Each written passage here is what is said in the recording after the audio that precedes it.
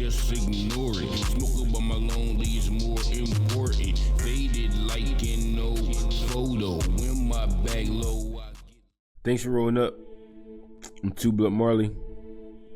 And this is Certified Pothead. Smoking on one of my afternoon spliffs. You know what we about to do, Bird Club. We about to take a look at these cannabis conspiracy theories, which I like to call cannabis-spiracy theories. Today's revolves around the invention of the spear. History is filled with tales of brilliance and innovation, but none shine brighter or greener than the story of Blaze-Stone, the spearsmith. Before the wheel rolled its way into fame and fire lit the world, there was one Neanderthal who dared to look danger in the eye and say, "Nah, I'm good. Let's keep this beast at arm's length, or maybe a few feet farther." What followed was a stone stroke of genius that forever changed the course of prehistory. Grab your green fire, sit back, and join me on this journey of one stoner's triumph over fear, failure, and furry predators. Blaze-Stone wasn't your average fur-clad caveman. While his peers spent their time clubbing mammoths or gossiping around the fire. Did you see Og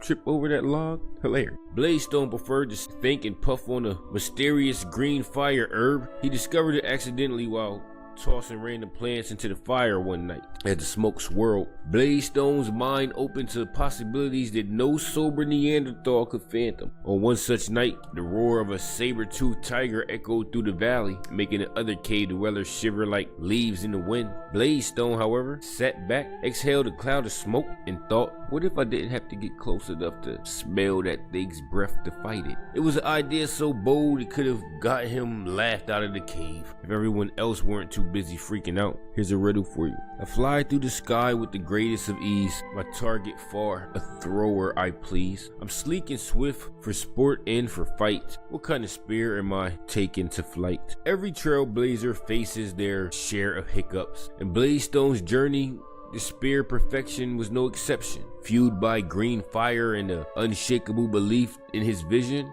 he embarked on a quest to create the ultimate long-distance pokey stick. Each attempt brought him closer to glory, or at least to the realization that inventing stuff is hard, especially when you're stoned. Blaze-Stone's first attempt was as simple as his idea was grand. A stick, just a stick. He found a decent branch, sharpened one end with a rock, and called it a day. That'll do, he thought, puffing on his green fire as he admired his work. Testing phase. Spotted a wild boar in the distance. Blaze-Stone took aim, raised his stick, and charged. The stick bent on impact. The boar trotted off unscathed, leaving Blaze-Stone standing near like the punchline to a bad prehistoric joke. Okay, he muttered, lighting up again. Needs less wobble, more stabby. Undeterred, Blaze-Stone went back to the drawing rock. This time he picked a thicker branch and hardened it over the fire. The boar wasn't impressed. At least his spear wouldn't flop like a soggy leaf. Testing phase. Feeling optimistic, he decided to test the green thunder on something safer. With all the determination of a caveman on a mission, he jabbed. The stick snapped in half, sending dung splattering everywhere. The other Neanderthals nicknamed him Sticky Stone for a week. Okay, maybe too stiff, he thought. Here's a riddle for you. I'm long as a tree and hard to wield, perfect for lines on the battlefield. To cavalry, I'm the ultimate bane. What kind of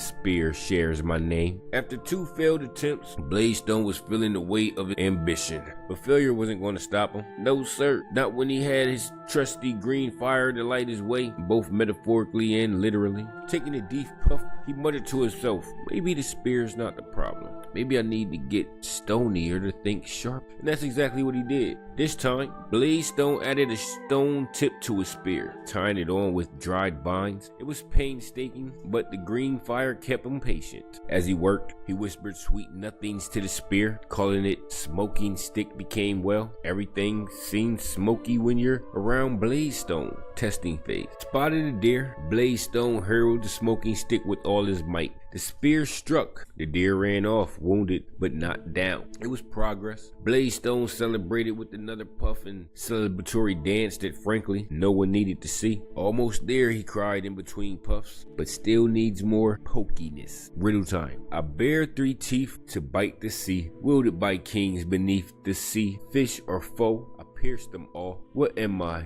with my triple prong call. With his confidence growing and his stash dwindling, Bladestone went all out. He designed the Kush Crusher, a spear so robust it could take on a saber-toothed tiger and still have energy left to swat away the flies. The stone tip was bigger, the shaft sturdier, and the balance questionable. Testing phase. Bladestone successfully fended off a saber-toothed tiger, but carrying the Kush Crusher felt like dragging a mammoth behind him. Victory, but at what cost? His arms ached, his back hurt, and he looked at the spear like it had personally betrayed him. Too much Kush, not enough crush. Here's a riddle for you. A blade on a pole, both sharp and bright. I'm part spear, part sword in a fight. I sweep and swing to fend the foe. What weapon am I? Does anyone know? By now, Bladestone had learned from every failure. The final prototype, dubbed Green Blaze, was a masterpiece. A perfectly balanced spear with a